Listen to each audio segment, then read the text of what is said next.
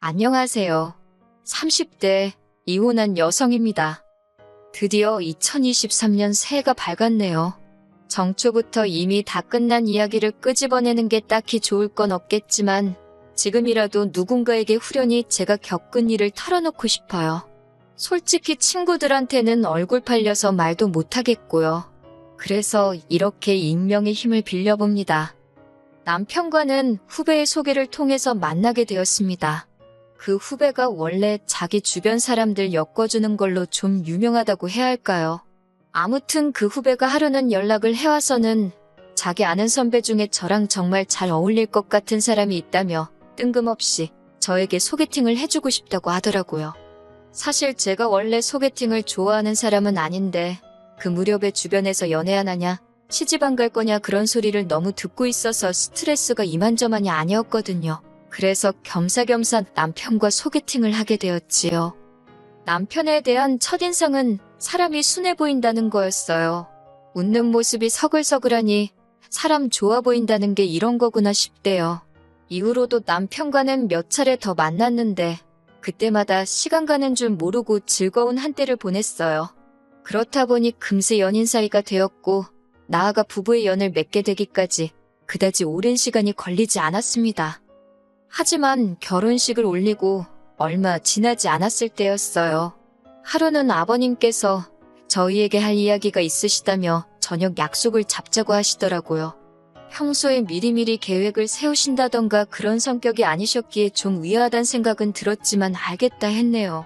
그리고 당일날이 되어서야 저와 남편 둘 다 깜짝 놀랄 상황을 맞닥뜨리고 말았습니다. 아버님 옆자리에 꽤 젊어 보이는 여자분이 앉아 계셨거든요. 어디서 본 것 같다 싶어서 계속 기억을 더듬어 보니 저희 결혼식에 오셔서 계속 아버님 곁에 머무시던 분이셨어요. 그때도 어렴풋이 아버님한테 여자친구라도 있으신가 보다 생각은 했지만 이후로 별 이야기가 없었기에 저도 굳이 얘기를 꺼낸 적은 없었지요. 그런데 그분이 아버님과 함께 나와 계셨으니 직감적으로 오늘 저녁 식사가 그냥 저녁 식사가 아니구나 싶더라고요. 그리고 떨떠름한 표정으로 맞은편에 앉은 저희를 보고 아니나 다를까 아버님이 먼저 그 여사님을 소개해 주셨습니다. 당신이 5년째 만나고 있는 분이라면서요. 그리고는 뒤이어 말씀하시기를 거진 20년 가까운 세월을 당신 혼자서 아들을 키웠고 장가까지 보냈지 않냐. 그러면서 이제는 당신도 새로운 인생을 살고 싶다 하시대요. 간단하게 정리하자면 호적은 그냥 두고 지금 여사님하고 살림만 합쳐서 살고 싶다고요. 요란하게 모식을 올리고 그러자는 것도 아니고 그냥 평생 한 집에서 서로 의지하며 살고 싶은 것뿐이라면서요. 이렇게까지 말씀하시는데 안 된다는 자식이 어디 있겠어요. 저나 남편 모두 이제라도 아버님께서 짝을 찾으셨으니 다행이다 생각하고 그러시라 했습니다. 그리고 한 달 뒤 제가 두 분을 초대해 다시 저녁 식사 자리를 만들었습니다. 앞으로 잘 사시란 인사도 드리고 작은 선물도 해드렸어요. 제가 비록 당장의 여사님에게 어머님이라 부를 자신은 없었지만 그래도 아버님의 며느리로서 이 정도 축하 인사는 드리고 싶어서 누가 시키지 않았어도 만든 자리였습니다. 여사님과 아버님도 고맙다 하시고 나쁘지 않은 분위기였어요. 그리고 며칠 뒤 여사님이 저에게 연락을 해오셨습니다. 문자로 저에게 며느님이라고 부르며 축하해줘서 고맙다. 앞으로 서로 할도리는 하면서 잘 살았으면 좋겠다. 그런 내용이었지요. 하지만 몇 번을 읽어도 왠지 이게 무슨 소리인가? 할도리라니? 나한테 며느리 돌이라도 하라는 소린가? 솔직히 찝찝하고 불편한 기분이 들더라고요. 그래도 괜히 서로 불편한 상황이라도 생길까 우려스러운 마음에 저 혼자 그렇게 생각만 했지 남편이나 아버님한테 따로 뭐 이야기하고 그러진 않았어요.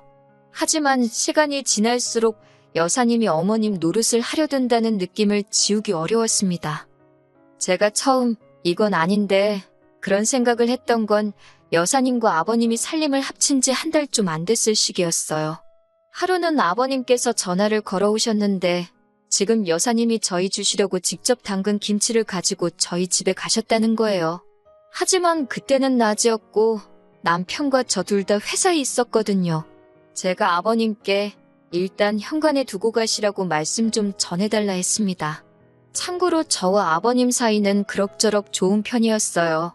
아버님께서는 그래도 들고 간 사람 성의가 있는데 제가 그렇게 말하니 서운하다 하시며 그러지 말고 비밀번호 좀 알려달라 하셨습니다. 그러면 집안에만 두고 나올 거라고 걱정하지 말라 하시면서요. 아버님께서 그렇게까지 말씀하시니 계속해서 안 된다 하기도 어려웠습니다. 그래서 집에 가면 비밀번호를 바꿔야겠다. 그렇게만 생각하고 일단 비밀번호를 알려드렸어요. 그런데 그게 화근이었지요. 다음 날 여사님이 저에게 며느님이라고 부르며 문자를 보내셨더라고요. 어제 김치를 두고 가려다 우연히 저희 집 냉장고를 열어보게 되셨다면서 아무리 젊은 사람 둘이 산다고 해도 집에 먹는 게 너무 부실한 것 같다고요.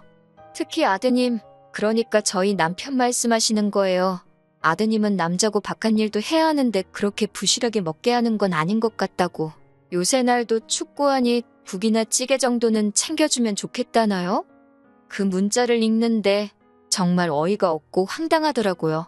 저나 남편 둘 다 직장 생활을 하다 보니 사실 집에서 뭔가 해먹는 일이 드문 편이긴 합니다.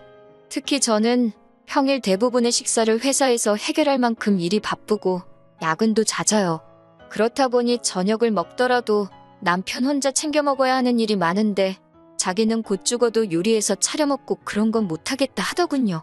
그렇다고 제가 미리 챙겨주고 그럴 여유도 없었으니 그럼 당신이 알아서 챙겨 먹으라 했습니다. 막말로 제가 남편이 벌어다주는 생활비를 타 쓰는 것도 아니고 남편이 3살 난 어린아이도 아니니 그 정도는 알아서 할 수 있겠다 싶었으니까요. 그리고 실제로 이러한 생활 방식에 저도 남편도 아무런 불만이 없었습니다. 여사님으로부터 문자를 받고 밥 받아칠까 하다가 그래도 처음이고 하니 저희가 맞벌이고 남편과도 다 이야기가 된 부분이라고 예의 바르게 하지만 확실히 알아들으시게끔 답장을 보내드렸습니다. 하지만 이후로도 계속 일주일에 한두 번꼴로 며느님으로 시작하는 문자는 멈추지를 않았어요. 내용은 대부분이 어떤 영양제가 좋다더라. 아드님 좀 챙겨줘라. 저번에 보니 아드님 입고 있던 옷이 낡았더라. 옷 좀 사줘라. 전부 다 남편한테 이렇게 해줘라 저렇게 해줘라. 그런 식의 내용들이었네요. 그렇게 한 6개월쯤 지났을까요? 견디다 못한 제가 남편에게 여사님이 사사건건 별의별 걸 다 간섭하셔서 지친다. 너무 피곤하다고 털어놓았습니다. 그러자 남편은 오히려 여사님이 당신이랑 친해지고 싶어서 그런 것 같다며 제가 먼저 살갑게 어머님 하고 연락도 드리고 그래보라더군요. 어이가 없어서 결국 남편도 별 도움이 안 된다 싶어서 이후로는 남편에게 여사님에 대한 이야기는 아예 꺼내지도 않았어요. 그때그때 상황에 맞춰 제가 능글능글하게 넘기기도 하고 앞에선 알겠다 하고 뒤에선 그냥 제 멋대로 하고 그런 식으로 버텨냈다고 할까요? 하지만 그런 여사님과 제 사이는 결국 틀어지고 말았습니다. 상황의 결정적인 시작은 바로 여사님의 임신이었어요. 아버님과 여사님이 살림을 합친 지 1년이 채 되지 않아서 벌어진 일이었네요. 솔직히 여사님은 40대 중반이었지만 아버님은 거의 60을 바라보고 계셨기에 임신이라던가 그런 걱정은 하지 않았었거든요. 그런데 이건 뭐 울어야 할지 웃어야 할지 솔직히 남사스럽다는 생각도 들고 머릿속이 복잡하더군요. 하지만 여사님의 임신 자체가 문제가 아니었습니다. 문제는 임신 이후로 달라진 여사님의 태도에 있었지요. 태어날 아이의 출생신고도 그렇고 여러 가지의 편의를 위하여 아버님은 여사님과 혼인신고를 하셨습니다. 솔직히 혼인신고 자체도 저나 남편에게는 부담스러운 일이었어요. 그런데 더 부담스럽고 불편했던 건 여사님이 어머님이라 불리기를 원하셨다는 거예요. 당신은 어머님으로 그리고 앞으로 태어날 아이는 아가씨든 도련님이든 맞는 호칭으로 불러달라 하시대요. 제가 이상한 건지 남편을 낳아주신 분도 키워주신 분도 아닌데 어머님 소리라니 가당치도 않다고 느꼈고 그것도 부족해서 아가씨는 뭐고 도련님은 뭔지 여러 가지로 껄끄럽고 그렇더라고요. 하지만 여사님의 요구는 거기서 끝이 아니었습니다. 여사님이 임신을 하고 얼마 지나지 않아 저는 저대로 회사를 관둬야만 했어요. 남편이나 저 역시 아이를 가지려고 준비를 하면서 제가 건강검진을 받게 되었는데 뜻하지 않은 소식을 듣게 되었거든요. 면역력이 떨어져 있는 것도 문제였고 무엇보다도 갑상선 쪽에 이상이 보여서 당분간 무조건적인 안정을 취하라는 의사의 소견이 있었습니다. 잘 다니던 회사를 갑자기 관두려니 아쉽기는 했지만 앞으로 갖게 될 우리 아이를 위해서라도 쉬어가는 편이 좋겠다 싶어 어려운 결정을 내렸네요. 그런데 제가 직장을 관뒀다는 소식을 들은 여사님과 아버님께서 뜬금없이 학가를 요구해 오셨습니다. 말이 좋아 학가지 같이 살면서 여사님 뒤치다꺼리를 해달라는 속셈이셨지요. 저는 무조건 싫다고 못한다 했습니다. 그랬더니 여사님이 한다는 소리가 자기가 진짜 시어머니였어도 이렇게 나왔겠냐면서 이게 다 제가 당신을 무시해서 그렇다는 거예요.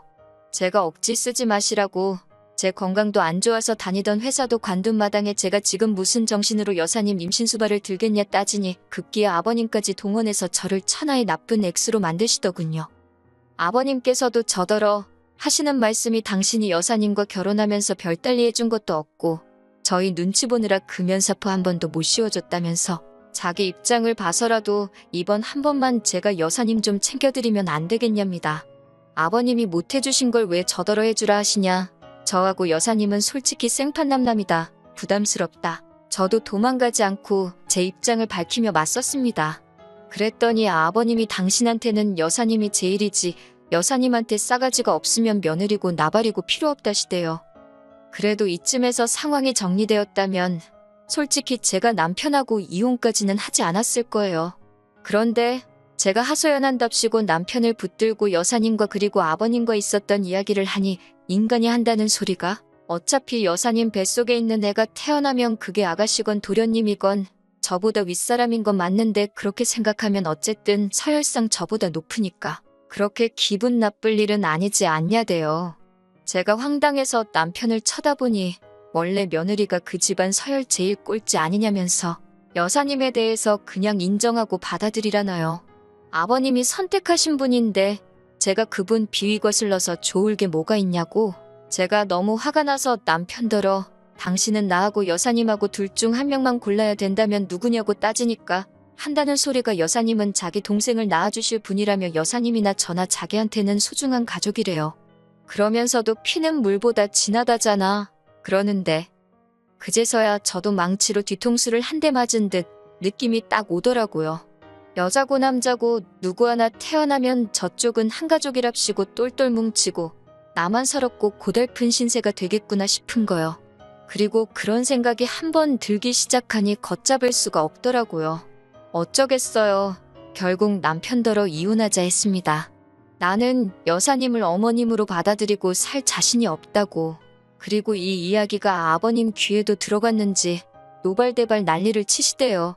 제가 뭔데요 어머님으로 받아들이고 어쩌고 하느냐고요. 결국 제가 아버님께도 서로 선만 지키고 살면 이럴 일이 없었을 텐데 두 분이 먼저 도가 지나치셨다고 말씀드렸지요. 그 여사님이란 분은 뭐 당연히 이혼할 테면 하란식이셨고요. 그런데 1년이 지난 지금 이 이야기를 왜 하느냐고요. 그게 며칠 전에 남편으로부터 소식을 들었는데 여사님이 낳은 애가 아버님 애가 아닌가 봐요. 생긴 게 달라도 너무 달라서 유전자 검사를 해봤다나요. 저더러 어쩌면 좋겠냐는데 뭐 해줄 말이 없대요. 그리고 그 연락을 받은 이후로 저는 연락처를 바꿔버렸습니다. 더 이상 그 집구석 일에 신경 쓰기도 싫고 알고 싶지도 않더라고요. 새해인 만큼 새롭고 좋은 일만 가득하기를 바랄 뿐입니다.